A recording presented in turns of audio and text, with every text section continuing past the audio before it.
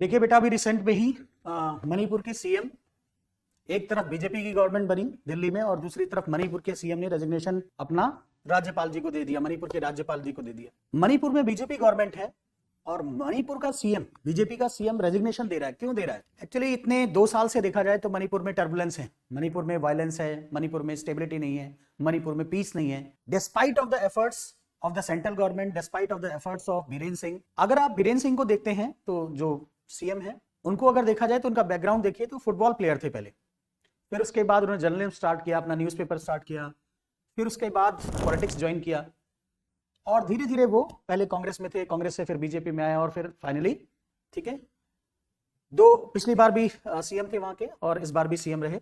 बीरेन सिंह खुद जो मेताई एक ट्राइब है जिससे बिलोंग करते हैं और क्योंकि मेताई ट्राइब से हैं, खुद भी उस सिंपैथाइजर माने जाते हैं। और मणिपुर में अगर डिस्प्यूट, इथनिक डिस्प्यूट देखा जाए तो वो है क्या, क्योंकि मेताई इन ट्राइब्स के बीच में ही फाइट चल रही है। इथनिक कॉन्फ्लिक्ट को रिजॉल्व करना, वायलेंस, या अभी एक वीडियो भी थोड़ा जारी हुई है, उसमें बोला जा रहा है, पता नहीं वो सही है या गलत है, बट सुप्रीम कोर्ट ने बोला है कि उसमें कंफर्म किया जाए कि जो वॉइस है वो बीरेन सिंह की है नहीं है, क्योंकि उस वीडियो से ही पता चलेगा कि whether Biren Singh was involved in the instigation of the violence in Manipur और नॉट।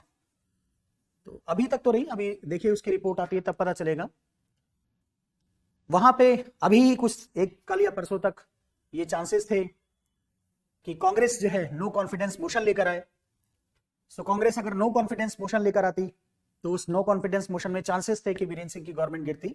उससे पहले ही बीरेन सिंह ने रेजिग्नेशन दे दिया तो कांग्रेस को चांस नहीं मिला। विद इन द पार्टी भी कुछ लोग वीरेन सिंह के अगेंस्ट थे, क्योंकि वीरेन सिंह बहुत एडमेंट या इस टाइप की पर्सनैलिटी, डोमिनेटिंग टाइप की पर्सनैलिटी है जो अपनी बात को डोमिनेट करवाना चाहते हैं। तो कुछ लोग उनके critics with in the party भी थे और प्लस अब ये सब उनका अपना पार्टी का इशू है।